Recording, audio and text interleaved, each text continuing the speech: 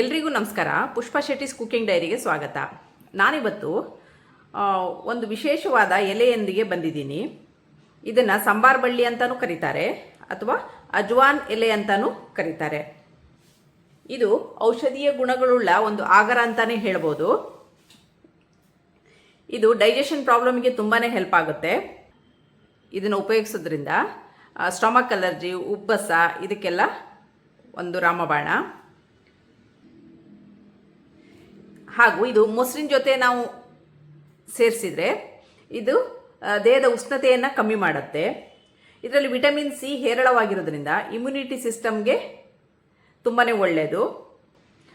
ಇದು ತುಂಬಾ ಒಳ್ಳೆಯ ಅರೋಮಾ ಮತ್ತು ಶೀತ, ಕಫ ಇದಕ್ಕೆಲ್ಲ ಇದು ಒಂದು ರಾಮಬಾಣ ಅಂತಲೇ ಹೇಳ್ಬೋದು. ನಾನಿವತ್ತು ಇದರಿಂದ ಒಂದು ತಂಬುಳಿನ ಮಾಡೋಣ ಅಂತಿದ್ದೀನಿ. ಅದಕ್ಕೆ ನಾನಿಲ್ಲಿ ಒಂದು 10ರಿಂದ 15 ಸಂಬಾರ ಎಲೆ ಅಥವಾ ಅಜ್ವಾನ್ ಎಲೆಯನ್ನು ಚೆನ್ನಾಗಿ ತೊಳೆದು ಹಿಡ್ಕೊಂಡು ಬಂದಿದ್ದೀನಿ.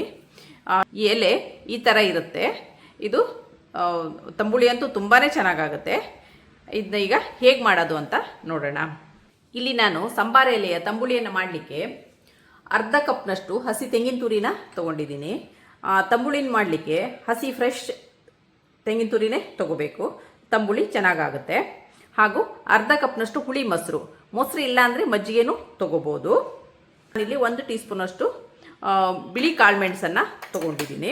ಒಂದು ಕೆಂಪು ಮೆಣಸಿನ ಬದಲಿಗೆ ಹಸಿಮೆಣಸನ್ನು ಹಾಕಿ ಮಾಡ್ತಾರೆ. ನಾನಿಲ್ಲಿ ಕೆಂಪು ಮೆಣಸನ್ನು ಉಪಯೋಗಿಸ್ತಾ ಇದ್ದೀನಿ. ಹಾಗೂ 1 ಟೀ ಸ್ಪೂನ್ ಜೀರಿಗೆಯನ್ನು ತೊಗೊಂಡಿದ್ದೀನಿ. ಹಾಗೂ 1 ಟೇಬಲ್ ಸ್ಪೂನ್ ಆಗುವಷ್ಟು ತುಪ್ಪವನ್ನು ತೊಗೊಂಡಿದ್ದೀನಿ. ಹಾಗೂ ಒಗ್ಗರಣೆಗೆ ಅರ್ಧ ಟೀ ಸ್ಪೂನ್ ಸಾಸಿವೆ, ಸ್ವಲ್ಪ ಕರಿಬೇವು, 1 ಕೆಂಪು ಮೆಣಸನ್ನು ತೊಗೊಂಡಿದ್ದೀನಿ. ಈಗ ಇದರದ್ದು ನೆಕ್ಸ್ಟ್ ಪ್ರೊಸೀಜರ್ ಏನಂತ ನೋಡೋಣ. ನಾನಿಲ್ಲಿ ಸಾಮಗ್ರಿಗಳನ್ನು ಹುರ್ಕೊಳ್ಳಿಕ್ಕೆ ಆಲ್ರೆಡಿ ಒಂದು ಸಣ್ಣ ಬಾಣಲೆಯನ್ನು ಬಿಸಿಗಿಟ್ಕೊಂಡಿದ್ದೀನಿ. ಈಗ ಅದಕ್ಕೆ ಸ್ವಲ್ಪ ತುಪ್ಪವನ್ನು ಹಾಕೋಣ. ಈಗ ಇದಕ್ಕೆ ನಾನು ಇಲ್ಲಿ ಬಿಳಿ ಕಾಳು ಮೆಣಸನ್ನು ಹಾಕ್ತಾ ಇದ್ದೀನಿ. ಇದನ್ನು ಚೆನ್ನಾಗಿ ಹುರ್ಕೊಳ್ಳೋಣ. ಇದು ತುಂಬಾ ಚೆನ್ನಾಗಾಗುತ್ತೆ.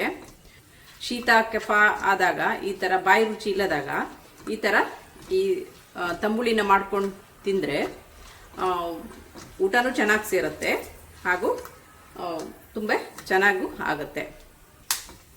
ಈಗ ಇದು ಕಾಳು ಮೆಣಸು ಹುರಿದಾಗಿದೆ. ಈಗ 1 ಕೆಂಪು ಮೆಣಸನ್ನು ಇದಕ್ಕೆ ಹಾಕ್ತಾ ಇದ್ದೀನಿ.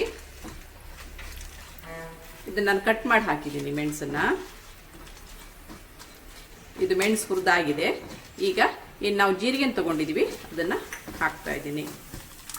ಈಗ ಇದು ಹುರಿದಾಗಿದೆ. ಈಗ ಇದನ್ನು ಒಂದು ಪಾತ್ರೆಗೆ ಟ್ರಾನ್ಸ್ಫರ್ ಮಾಡ್ಕೊಳ್ಳೋಣ. ಈಗ ಇದು ನಾನೀಗ ಇದಕ್ಕೆ ಸ್ವಲ್ಪ ಬಾಣಲಿಗೆ ಸ್ವಲ್ಪ ತುಪ್ಪ ಹಾಕಿದ್ದೀನಿ. ಈಗ ತಗೊಂಡಂಥ ಎಲೆಯನ್ನು ಇದರಲ್ಲಿ ಹಾಕಿ ಸ್ವಲ್ಪ ಹುರ್ಕೊಳ್ಳೋಣ.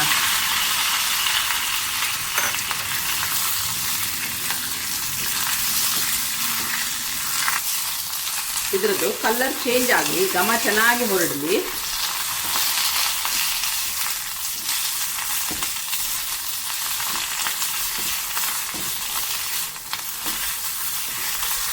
ಇದು ನೋಡಲಿಕ್ಕೆ ಮಾತ್ರ ಸೊಪ್ಪು ತುಂಬ ಕಾಣ್ತದೆ.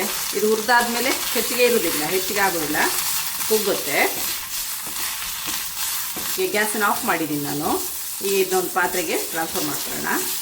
ಇದು ತುಂಬ ತಣ್ಣಗಾದ್ಮೇಲೆ ಮಿಕ್ಸಿಗೆ ಹಾಕಿ ನುಣ್ಣಗೆ ರುಬ್ಬೋಣ. ವೀಕ್ಷಕರೇ, ಈಗ ಹುರಿದಂಥ ಎಲ್ಲ ಸಾಮಗ್ರಿಗಳು ತಣ್ಣಗಾಗಿದೆ. ಈಗ ಹುರಿದಿಟ್ಕೊಂಡಂಥ ಸೊಪ್ಪನ್ನು ಹಾಕ್ತಾ ಇದ್ದೀನಿ. ಹುರಿದು ತಣ್ಣಗಾದಂಥ ಸಾಮಗ್ರಿಗಳನ್ನೆಲ್ಲ ಇದಕ್ಕೆ ಸೇರಿಸ್ತಾ ಇದ್ದೀನಿ. ಹಾಗೂ ಅರ್ಧ ಕಪ್ಪು ಹಸಿ ತೆಂಗಿನ ತುರಿನ ಇದಕ್ಕೆ ಹಾಕ್ತಾ ಇದ್ದೀನಿ. ಇದನ್ನು ಸ್ವಲ್ಪ ನೀರು ಸೇರಿಸ್ಕೊಂಡು ರುಬ್ಕೊಂಡು ಬರೋಣ. ಈಗ ತಗೊಂಡಂಥ ಸಾಮಗ್ರಿಗಳನ್ನೆಲ್ಲ ನಾನು ನುಣ್ಣಗೆ ರುಬ್ಕೊಂಡು ಬಂದಿದ್ದೀನಿ. ಈಗ ಇದಕ್ಕೆ ಒಂದು ಅರ್ಧ ಕಪ್ ಮೊಸರನ್ನ ಸೇರಿಸಿ ಹಾಗೆ ರುಚಿಗೆ ತಕ್ಕಷ್ಟು ಉಪ್ಪನ್ನು ಸೇರಿಸಿ ಇದನ್ನು ರುಬ್ಕೊಂಡು ಬರೋಣ. ಈಗ ವೀಕ್ಷಕರೇ, ಇದೀಗ ತಂಬುಳಿನ ನುಣ್ಣಗೆ ರುಬ್ಕೊಂಡು ಬಂದಿದ್ದೀನಿ ನಾನು. ಇದಕ್ಕೆ ಸ್ವಲ್ಪ ಮಿಕ್ಸಿ ತೊಳೆದ ನೀರನ್ನು ಸೇರಿಸೋಣ. ಇದು ತುಂಬ ತೆಳ್ಳಗನೂ ಆಗಬಾರ್ದು, ತುಂಬ ದಪ್ಪನೂ ಇರಬಾರ್ದು, ಹದವಾಗಿ ಮಾಡ್ಕೋಬೇಕು. ಇಲ್ಲಿ ನಾನು ಒಗ್ಗರಣೆಗೆ ಒಂದು ಬಾಂಡಿನ ಬಿಸಿ ಇಟ್ಕೊಂಡಿದ್ದೀನಿ. ಈಗ ಇದಕ್ಕೆ ಒಂದು ಸ್ವಲ್ಪ ತುಪ್ಪವನ್ನು ಹಾಕ್ತಾ ಇದ್ದೀನಿ.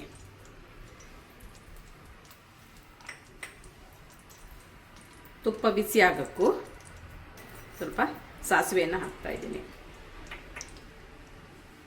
ಈಗ ಇಲ್ಲಿ ಸಾಸಿವೆ ಚಟಪಟ ಅಂತ ಇದೆ. ಈಗ ಸ್ವಲ್ಪ ಒಂದು ಕೆಂಪು ಮೆಣಸನ್ನು ಇದಕ್ಕೆ ಹಾಕೋಣ. ಸ್ವಲ್ಪ ಕರಿಬೇವನ್ನು ಸೇರಿಸಿದ್ದೀನಿ. ಈಗ ಇದನ್ನು ತಂಬುಳಿಗೆ ಹಾಕೋಣ. ಈಗ ಮಾಡಿಟ್ಟಂಥ ತಂಬುಳಿಗೆ ಈ ಒಗ್ಗರಣೆನ ಸೇರಿಸೋಣ. ವೀಕ್ಷಕರೇ, ರುಚಿಯಾದ ಆರೋಗ್ಯಪೂರ್ಣ ಸಂಬಾರ್ ಎಲೆಯ ತಂಬುಳಿ ಸವಿಯಲು ಸಿದ್ಧವಾಗಿದೆ.